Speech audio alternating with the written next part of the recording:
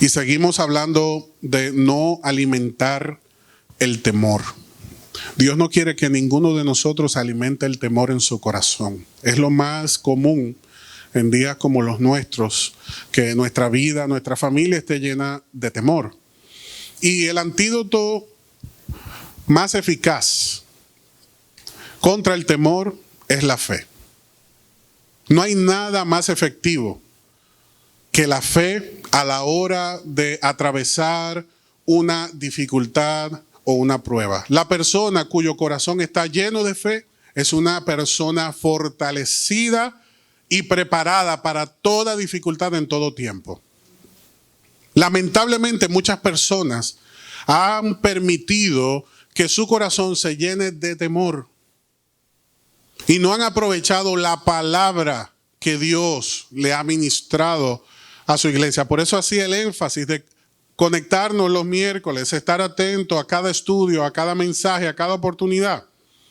Porque cuando nuestro Señor Jesucristo vivió un tiempo de crisis en el desierto, que fue llevado y durante 40 días se mantuvo firme y luego fue tentado por el enemigo, Él superó esa tentación. ¿Por qué razón? Porque conocía la palabra y estaba lleno de Dios. Cuando tú y yo estamos llenos de Dios, no importa la dificultad que se levante, tú y yo nos mantenemos firmes. Ahora, ¿cómo Cristo venció esas dificultades? Declarando con su boca, escrito está. Y la Biblia dice que la boca habla de lo que abunda, ¿dónde? En nuestro corazón. Si nuestro corazón está lleno de desánimo, ¿qué es lo que tú y yo vamos a comunicar? Desánimo. Si nuestro corazón está lleno de tristeza, ¿qué es lo que vamos a comunicar? Tristeza. Si nuestro corazón está lleno de miedo, ¿qué es lo que decimos? Esto se va a poner peor, esto está difícil, tú no sabes lo que viene, lo peor no ha sucedido. Y eso es lo que constantemente las personas están recibiendo de aquellos corazones que están contaminados. Pero aquel que su corazón está lleno de fe, como por ejemplo José recibió un sueño. ¿Cuántos dicen amén? José recibió un sueño de parte de Dios y pasaron 13 años para el cumplimiento de ese sueño. ¿Y por qué José se mantuvo firme?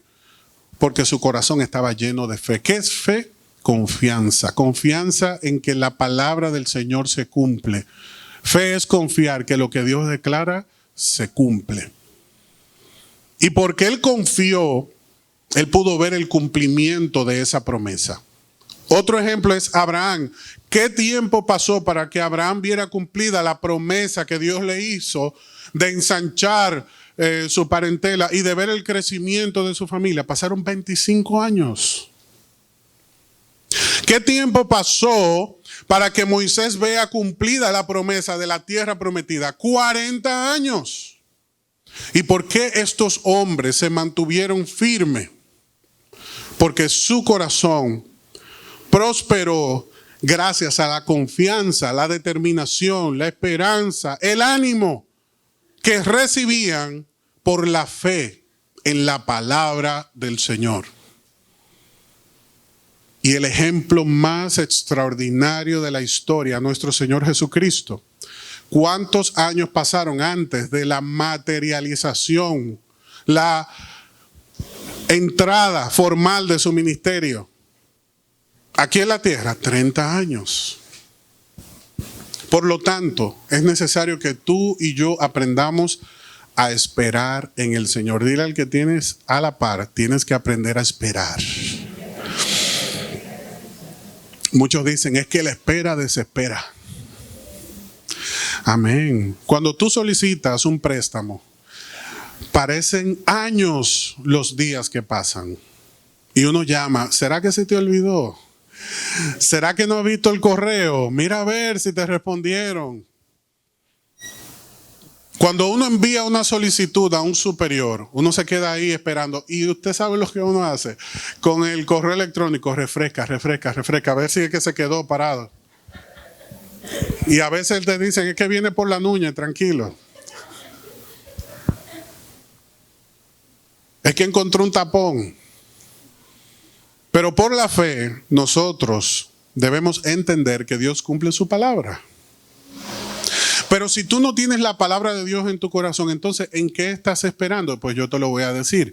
En todo ese mensaje que se está bombardeando para confundir, para distraer, para amedrentar, para destruir, para dañar el corazón de todo aquel que no tiene esperanza. Porque ese mensaje entra, se arraiga y crece en el corazón que no tiene palabra, que no tiene esperanza, que no ha podido crecer, que no ha podido prosperar en el conocimiento del Señor. Porque si tu corazón está lleno del conocimiento del Señor, por más que invada tu mente esos pensamientos, al fin y al cabo, tú y yo estamos construidos sobre la roca. ¿Cuántos dicen amén?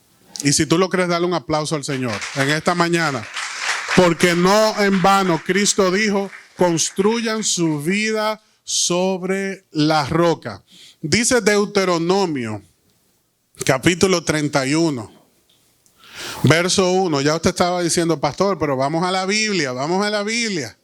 Pues llegamos a la Biblia. Dice Deuteronomio 31, verso 1, lo siguiente, lea conmigo.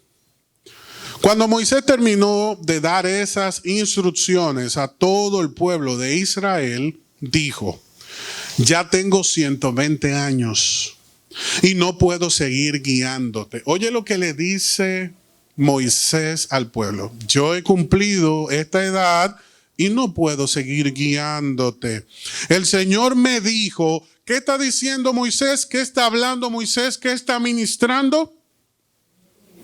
Lo que el Señor le dijo. Le dijo al pueblo, el Señor me dijo a mí, no cruzarás el río Jordán. Sin embargo, el Señor sí cruzará delante de ti. Él destruirá a las naciones que viven allí y tú tomarás posesión de esa tierra. Josué te guiará para cruzar el río, tal como el Señor prometió.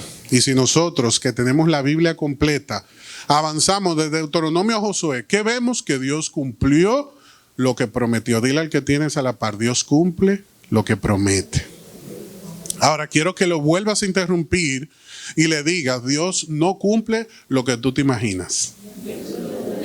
Vamos a aclarar eso. Porque hay gente que dice, pero Dios no me ha cumplido esta promesa, pero Dios te lo dijo. Bueno, son otros 500, como dicen por ahí. Tenemos que hacer la diferencia entre lo que yo creo o pienso y lo que Dios dijo.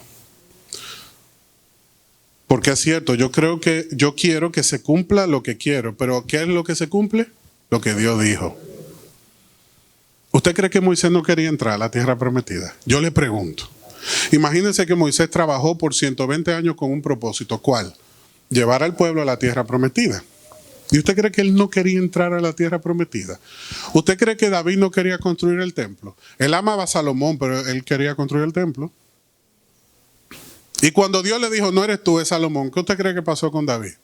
No, está bien, Señor. No, eso fue depresión, tristeza. Salomón, agarra esos planos ahí.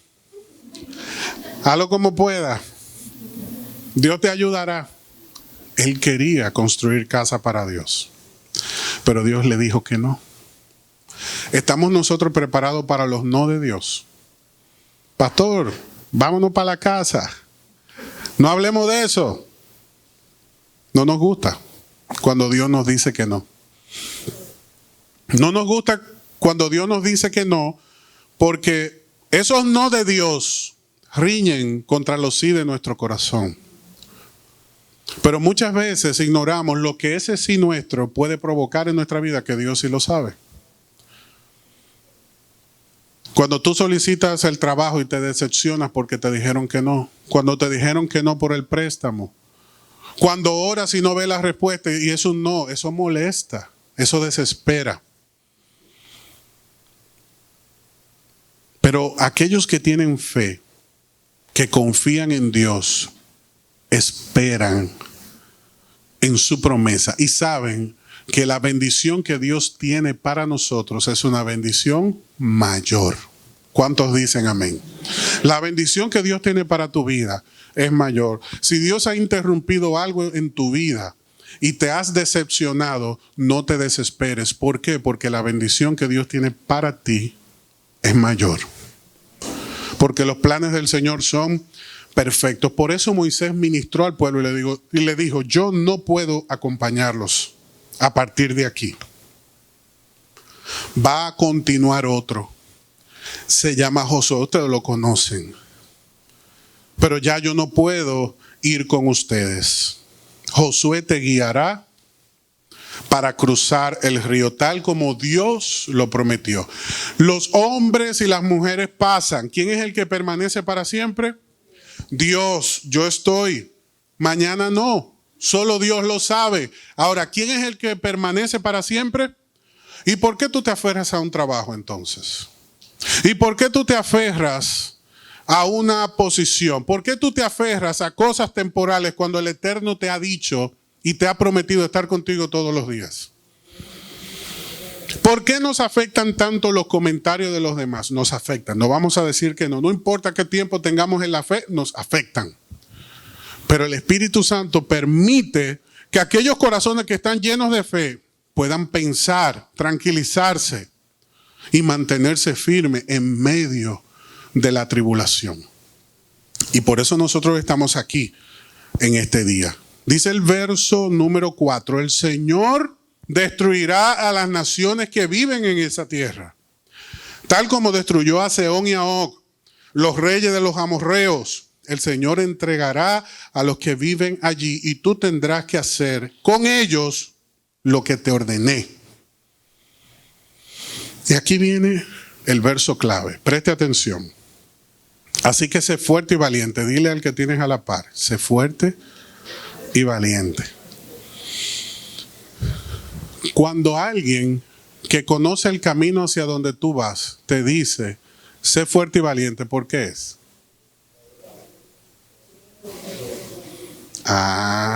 Porque es fuerte.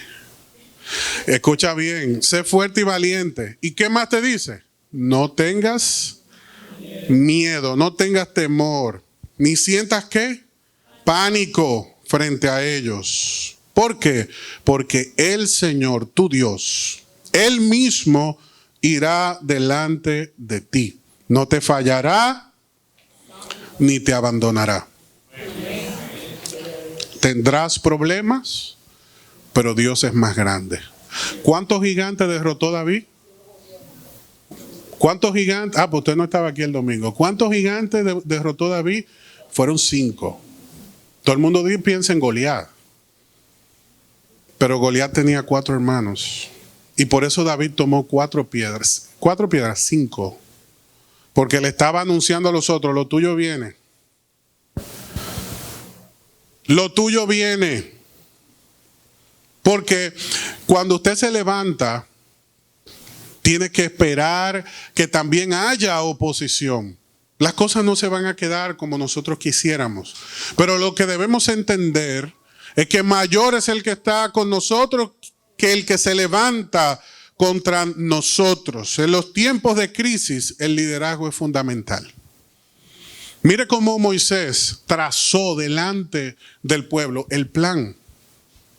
Mira cómo Moisés ordenó lo que iba a suceder y lo que debía suceder. Porque era un hombre entendido en los tiempos y su corazón estaba lleno de fe. Pero hay de aquel que no escucha y no conoce la palabra de Dios y tampoco lamentablemente está siendo ministrado como corresponde. Hacemos bien en estar atentos a la palabra de Dios, sobre todo en los momentos difíciles, porque Dios provee. Cuando David llegó al campamento, ¿cómo estaba todo el mundo allí, incluyendo al rey? Atemorizados. Y él no entendía. Pero ¿y por qué los escuadrones del Dios viviente están así? ¿Pero por qué David hablaba así? Porque tenía experiencia con Dios. Se habían levantado oposiciones gigantes, dificultades, y él había vencido. Por eso, cuando él veía la dificultad, no se atemorizaba, porque él sabía el Dios que le había dado victoria, porque tenía fe en el corazón. Y cuando tú tienes fe en el corazón, tú sabes esperar tu tiempo. Tú no te desesperas, tú no te adelantas, tú no olvidas la promesa. ¿Qué le dijo nuestro Señor Jesucristo a María cuando le pidió que convirtiera esa agua en vino, que supliera la necesidad en esa fiesta? Usted tiene que recordar lo que le dijo. Todavía, porque había una hora. Oiga esto. Y él estaba tranquilo y no estaba lleno de poder. La Biblia dice que a Jesús no había que decirle quién era el que estaba delante de él, porque él lo conocía ya. Te podía llamar por tu nombre y declararte todas tus familias, porque los conocía y nos conoce. Pero aún así le dijo a sus discípulos: no ha llegado mi hora. Qué lástima cuando hay una persona en una empresa y no sabe cuál es su hora. Qué lástima cuando en una familia no saben cuál es su hora. Qué lástima cuando en un ministerio no saben cuándo es su hora o cuál es el tiempo que está viviendo y cuál es el propósito que Dios tiene. Moisés le dijo al pueblo: ustedes van a cruzar el Jordán, pero no conmigo. Lo van a hacer con Josué, porque Dios me lo dijo. Y cuando tenemos liderazgo espiritual, el pueblo camina firme y confiado. Porque cuando no hay visión, dice la palabra del Señor, el pueblo se desenfrena. Pero Moisés le dijo al pueblo, Dios habló y dijo: cruzarás el río, pero no lo harás tú, lo hará Josué. Y van a destruir las naciones que están allí. Yo quiero que avancemos porque hay algo importante que tú y yo debemos entender en este día. Israel venía de 40 años en el desierto y ahora le tocaba dominar, conquistar una tierra. Y a veces tú y yo decimos, pero yo no he acabado bien la prueba, y se levanta otra. Pues yo quiero decirte algo en este día y nunca lo olvides. Cuando Dios te lleva al desierto es porque hay una tierra prometida para ti.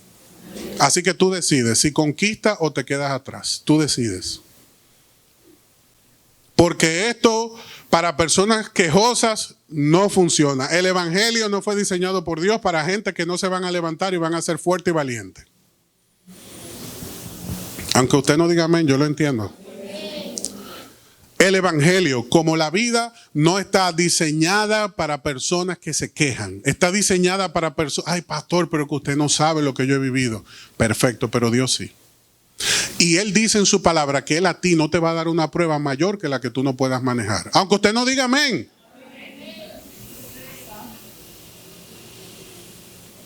Es necesario, imperante, obligatorio que tú y yo entendamos que esa prueba que Dios ha permitido en nuestra vida, Él nos ha dado la oportunidad para vencer. Pero como este micrófono cuando se desconecta no funciona, si tú y yo nos desconectamos de la fuente, no vamos a funcionar. No vamos a poder avanzar. Usted vio que se quedó sin escucharme. Y eso mismo pasa con nosotros. Perdemos el propósito, el sentido, el norte, la razón, cuando no tenemos conexión con la fuente. ¿Dónde está Dios en tu vida? Te pregunto hoy. ¿Dónde está Dios en tu vida? Porque esto es determinante para tu victoria en el 2021.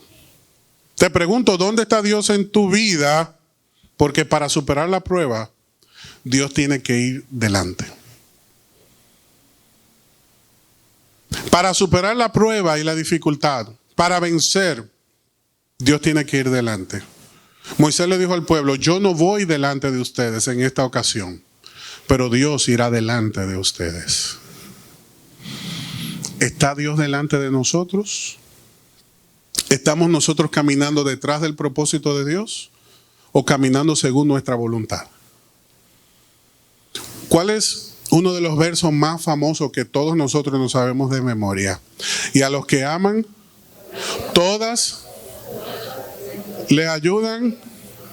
Ok, no lo sabemos, ¿verdad? Y usted sabe qué sucede cuando vemos a una persona llorando, triste, acongojada. Le decimos, no te preocupes. ¿Por qué? Porque todo obra para bien. ¿Usted le está mintiendo a esa persona?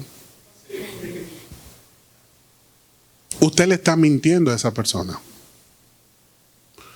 Porque esa persona dice, ¿tú crees? Dice, sí, tranquilo. Porque tú lo que quieres es que deje de llorar. Entonces, no te preocupes. La Biblia dice que todo obra para... Usted le está mintiendo. Usted le está dando una falsa esperanza. Porque la Biblia dice que a los que aman a Dios y se someten a su voluntad, las cosas obran para bien. Entonces, lo primero que esa persona tiene que hacer es conocer a Dios. Porque nadie ama al que no conoce. Y número 2, tiene que someterse a su voluntad. Y entonces tú le ministras que todo va a obrar para bien.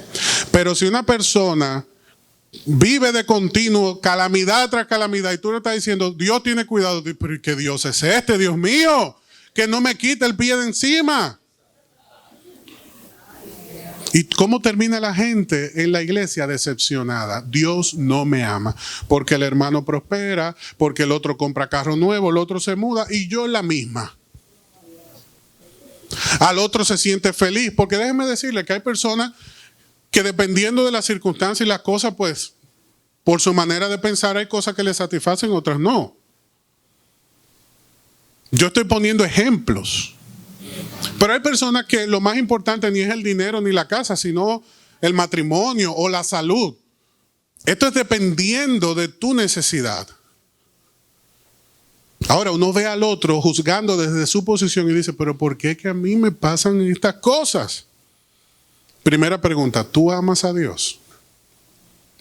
Y nadie puede amar al que no conoce. Segunda pregunta, ¿tu agenda está sometida a la voluntad de Dios?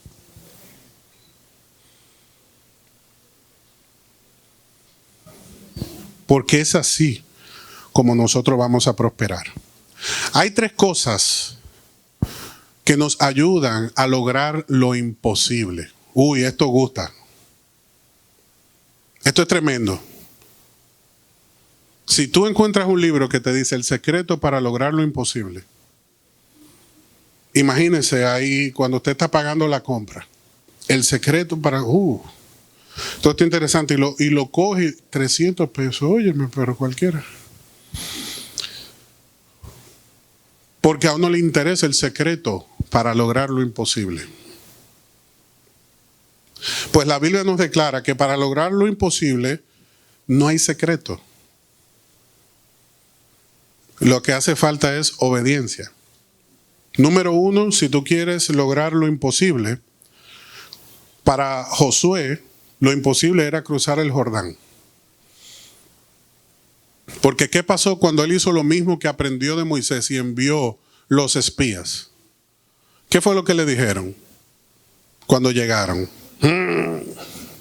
Eso está lleno de ciudades amuralladas y grandes ejércitos. Aquí el empresario que le dicen, bueno, eso hace tiempo que se está vendiendo aquí. Tú no vas para ningún lado ahí. Ya no hay mercado para ti. Hoy no fue Dios que te llamó. ¿Y cómo es eso?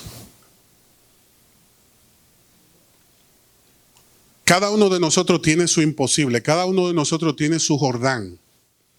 Para Josué, lo imposible era el Jordán. Para ti, lo imposible es la situación que tienes delante. Lo primero que tienes que hacer es aprender a escuchar la voz de Dios. Porque nosotros estamos escuchando muchas voces hoy día. Muchas voces. Y hay días que usted termina una llamada y termina esa llamada con fiebre, taquicardia, náusea y dice, llamen al 911 que me muero. Pero usted inició la conversación en tranquilidad total, pero la termina y dice, no, me muero. Es así, por la ministración. Estamos escuchando voces que no necesariamente son personas que nos están hablando de parte de Dios.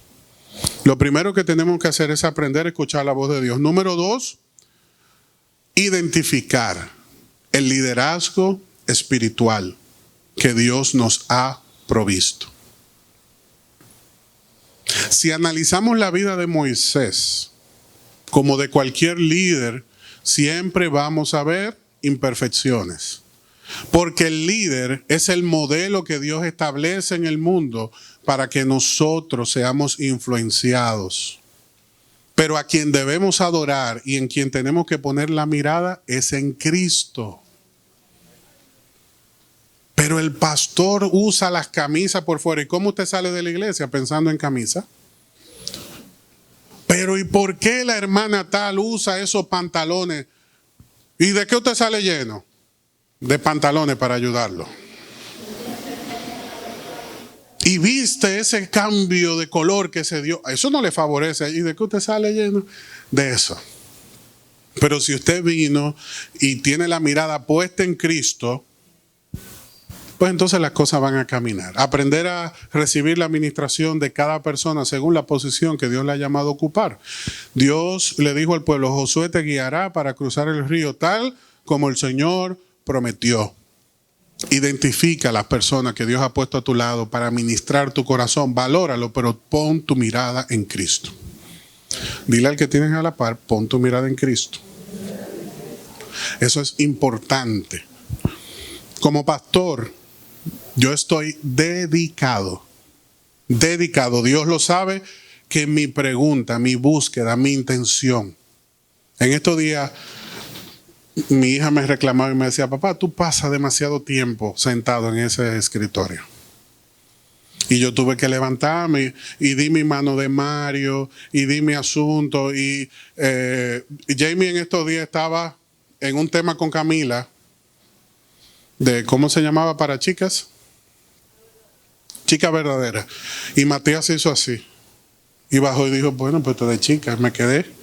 Entonces yo le dije, pues yo le digo chichuli a veces: chichuli, ahora vamos a tener un tiempo de chichuli verdadero.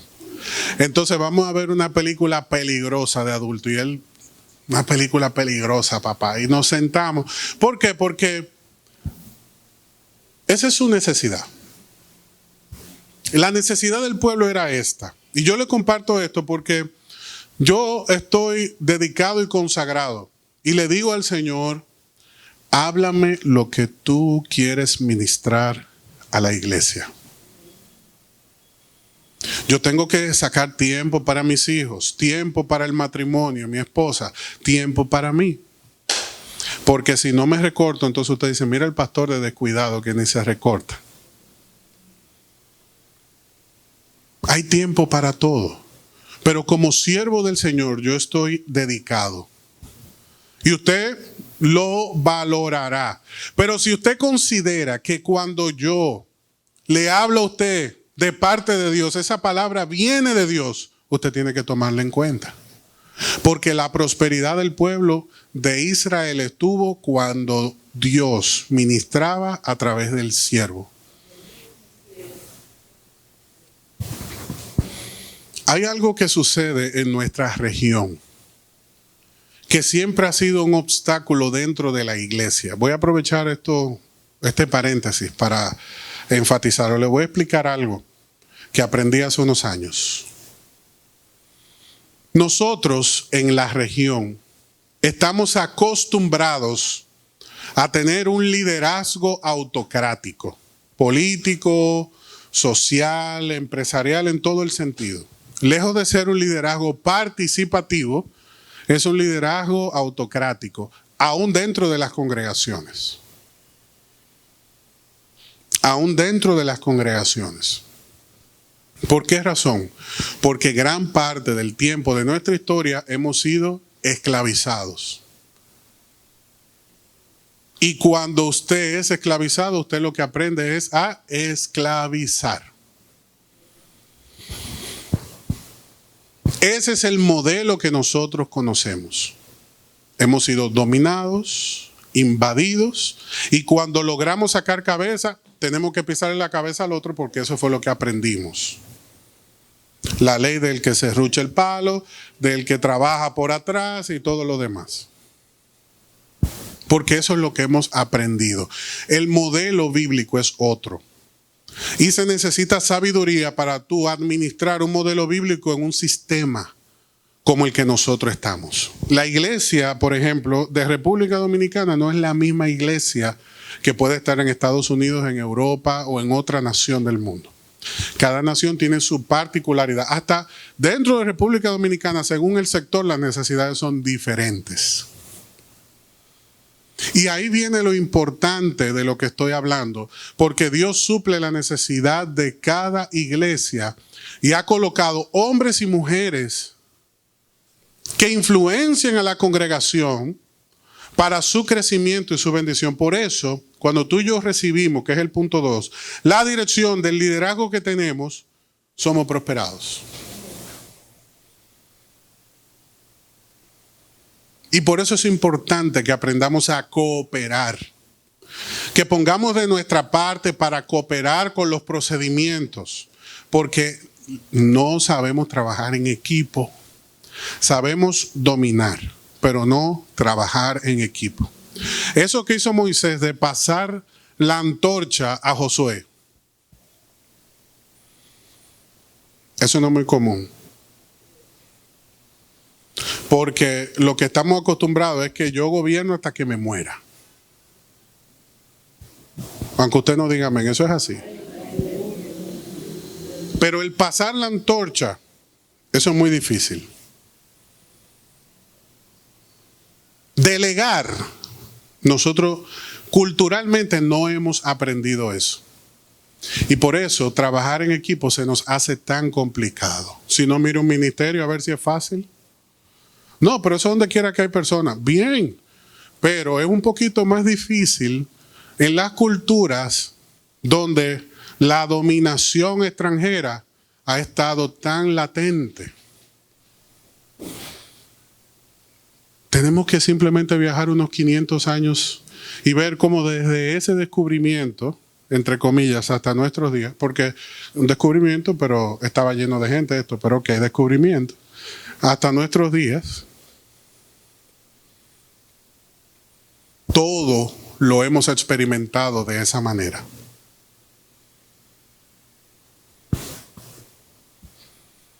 Y el Evangelio te ayuda a reconocer tu valor. Y Dios está provocando una revolución en nuestra nación. Porque Dios nos ha llamado a ser punta de lanza. Y donde quiera que haya un hombre de fe, de cualquier nación, pero estoy hablando de la nuestra, que le crea y se levante, Dios lo usa. Dios lo usa. Y por eso tú tienes que tomar tu lugar. Y dejar de escuchar esas voces que quieren limitar lo que Dios te ha llamado a cumplir. ¿Cuántos dicen amén? Amén. Número 3. Confía en Dios. Con esto terminamos. Confía en Dios. Si tú quieres lograr lo imposible, escucha la voz de Dios. Aprende a trabajar en equipo. Aprovecha los líderes que Dios ha puesto a tu alrededor y confía en Dios. Confía en lo que Dios te dice. El Señor, dice el verso 4 de Deuteronomio 31, el Señor destruirá a las naciones que viven en esa tierra tal como destruyó a Sehón y a Og, los reyes de los amorreos. El Señor te entregará a los que viven allí y tendrás que hacer con ellos lo que yo te ordené. La vida que está llena de fe avanza. La vida que está llena de temor se estanca. El Señor habla de pánico aquí porque las cosas que nos toca vivir en el desarrollo de nuestra vida muchas veces superan nuestra fuerza, nuestra capacidad y destruyen nuestra confianza en Dios. Pero hay algo importante con lo que me gustaría terminar y quiero que medites en esto. La Biblia dice en Hebreos 11:23 que por la fe, cuando nació Moisés, sus padres lo escondieron durante 3 meses. Vieron que Dios les había dado un hijo fuera de lo común y no tuvieron temor de desobedecer la orden del rey. ¿Cuál era la orden del rey? Pues yo te la voy a decir, aunque tú no quieras que yo lo diga, yo lo voy a decir, las 3 causales. El aborto, el asesinar, el matar. ¿Y qué hicieron los padres de Moisés? Dijeron, yo no voy con eso. Eso no es de Dios. ¿Dejó Dios de guardar a Moisés? No. Tampoco va a dejar de guardarte a ti. Así que decide tú si vas a agradar a Dios o a los hombres. Dice la Biblia que los padres de Moisés desobedecieron esa orden porque vieron que su hijo era especial, fuera de lo común. Cuando tú y yo vemos a nuestros hijos fuera de lo común, yo a Camila le digo, Chichi, tú eres extraordinaria. Ay, sí, papá, tú me lo dices todos los días. Y yo le digo a Matías, tú eres increíble. Porque así es que yo lo veo. Pero ¿qué es lo que tú le estás ministrando a tus hijos? Temor, desconfianza, ansiedad. Tú tienes que ministrarle. No mentiras, yo lo veo a ellos extraordinarios. Cuando tengo que corregirles, le corrijo. Pero yo aprendí esto de los padres de Moisés. Ellos guardaron a su hijo porque vieron algo especial en él. Y tú y yo tenemos que ver en nuestros hijos lo que Dios ha puesto en ellos, que son especiales. Que son especiales. ¿Y cómo van a ser nuestros hijos? Especiales. Moisés fue un milagro de Dios para el pueblo. Pero ese milagro no se hubiera manifestado si sus padres no hubiesen sido esforzados y valientes. Hasta el último momento preservaron su vida. Cuando no pudieron más, lo pusieron en las manos de Dios. ¿Y quién fue la nodriza de Moisés? Su madre. Dígame si Dios no es extraordinario. Su madre. ¿Quién lo cuidó? ¿Y quién usted cree que estaba ministrando su mente? Por eso cuando Moisés creció, mira, aquí la Biblia lo dice, fue por la fe que Moisés, cuando ya fue adulto, rehusó llamarse hijo de la hija de Faraón. ¿Por qué? Porque su mamá le decía, tú estás en Egipto, pero tú eres hebreo. Y a tus hijos tú le dices, tú estás en el mundo, pero tú no eres de este mundo. Él prefirió ser maltratado con el pueblo de Dios antes que disfrutar de los placeres momentáneos del pecado. Consideró que era mejor sufrir por causa de Cristo que poseer los tesoros de Egipto, pues tenía la mirada puesta en la gran recompensa que recibiría. Fue por la fe que Moisés salió de la tierra de Egipto sin temer el enojo del rey. Siguió firme en su camino porque tenía los ojos puestos en el invisible. ¿Dónde están puestos tus ojos? Tus ojos están puestos en quien tú y yo hemos sido ministrados. Si tú tienes una persona de influencia que te está guiando a poner la mirada en los problemas, tú vas a estar lleno de problemas. Por eso Dios no permitió que nadie en Egipto influenciara la vida de Moisés, sino que fuera su familia. Y ellos lo cuidaron aún estando en Egipto. Y cuando tú y yo luchamos, velamos, cumplimos, protegemos, creemos, confiamos en el propósito de Dios, el propósito de Dios se cumple. Aquí hay personas que están esperando un milagro, Pero hay otros que están siendo el milagro de Dios. Moisés no estaba esperando un milagro, él era el milagro de Dios para el pueblo. Y muchas veces tú y yo estamos esperando que algo suceda en la casa y Dios quiere que tú y yo seamos lo que sucede en la casa, los que marcamos la diferencia en la casa, en el lugar donde estamos, en el ministerio que estamos. Por eso tenemos que mantenernos firmes, confiando en el Señor, con la mirada puesta en el Señor, pero dejando de percibir las cosas como el mundo las ve. ¿Cómo veía el resto del mundo lo que estaba sucediendo? Una calamidad terrible. ¿Cómo lo veían los padres de Moisés? ¿Cómo percibieron la crisis los padres de Moisés? De una manera muy diferente, porque Dios los guardó. Pero Dios los guardó porque sí. Porque tenían fe. Las parteras hebreas no tocaron ningún niño.